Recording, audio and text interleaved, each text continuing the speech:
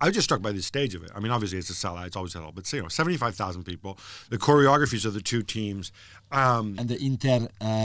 we can say that word? Can we say the word merda? Yeah, we can say the word merda, right? With the phones, lights. That was impressive. I think they copied that from the Lazio fans. Yeah, but yes, but Milan fans with a light show that spelled out Inter poo. Yeah, that's good. Inter, of course, historically the more sophisticated fan base. They had a picture of St. Ambrose, who is the patron saint of Milan, basically chasing a devil. Now, the devil is the symbol of Milan, of course. Yeah.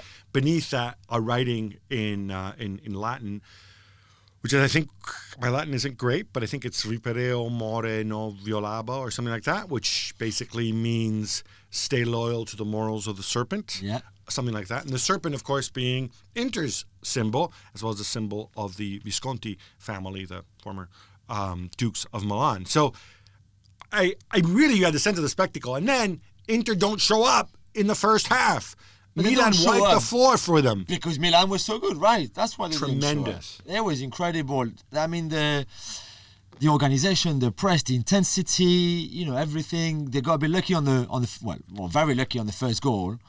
And very lucky that Handanovic hurt his finger. So Daniele Padelli was on there. Very handsome man, lovely eyes. But just not a football player, right? Or certainly not a goalkeeper. Former Liverpool keeper. Yeah. Well, yeah. But, okay. But yes. So give them a goal than Ibra. But you knew Ibra would. There would be a time where Ibra time would come, and then he would seize the opportunity, right? Did you see him just? I know we praised Cristiano Ronaldo's goal when he sort of jumped into the heavens, but I also saw Zlatan Ibrahimovic loose the surly bounds of earth and rise up into the heavens, touch the face of God above Diego Godin. Above Diego Godin, indeed, and then the look towards the curva where the Inter fans were after he scored. I mean, obviously, he played for both Milan teams and etc., etc. But you could tell that was a special game. But do you think that second goal just before half-time, so it's 40th and 45 plus 1, I think the Ibra goal. Maybe if they go back in at half-time, just 1-0 up, Milan, the start of the second half is different. But because that's that second goal, maybe they feel a bit more comfortable, and they come back after the break not as focused as they should have been, because the start of the second half, that's where the game turns. I don't see how you can not be focused in a Milan derby. I don't see how Ibrahimovic would allow players not to be focused.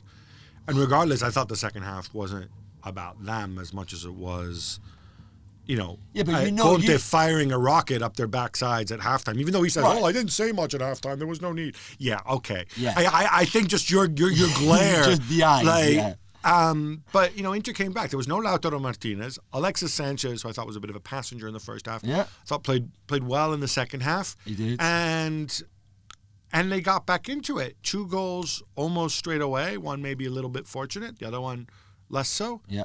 And suddenly, 5 minutes in the second half, it's 2-2. It's game on.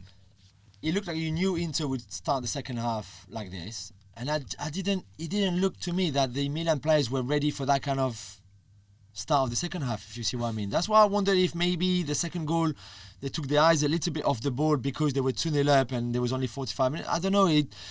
But Inter, those 2 goals back-to-back pretty much, 51st and 53rd, just make a hell of a difference. And after that, like you said, it was game on. Where at 2-2, do you think there's only Inter is the only team that can win it?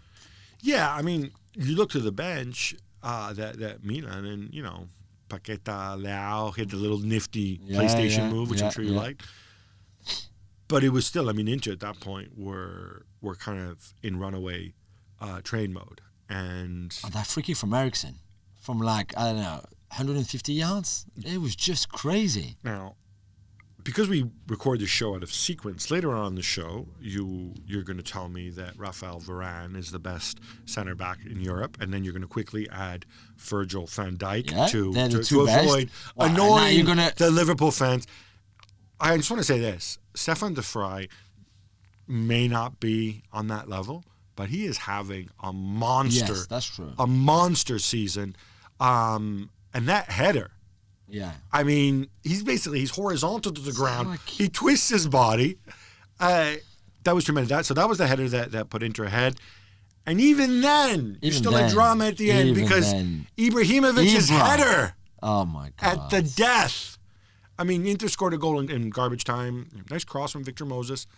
But wow. I mean, for me, the enduring memory is at 4-2, Lukaku's celebration. Oh, it's iconic. Yeah. The relationship between him and the city and the fan base is just absolutely spectacular. I think he's been embraced in a way that very few other players have been embraced. Now, the upshot of this, and we'll get to Juventus and Lazio later, is that Juventus, of course, lose, Lazio win, and suddenly it's Inter and Juve on 54 points, Lazio on 53 points. It's wide open, I would say. Yeah, definitely. Although your pal Ibra asked after the game, so Zlatan, is this a Scudetto-worthy Inter team? And what did he say? One word, no. And he walked away. And he walked away.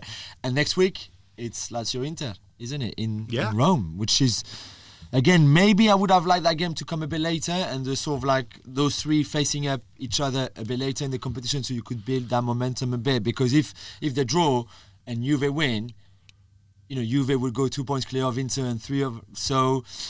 But it's a fantastic title race. There are three fantastic teams, and that win from Inter, I think psychologically, and you saw the celebrations after the game in the dressing room. I think it's Lukaku. Maybe you'll put it on Instagram or Twitter or something.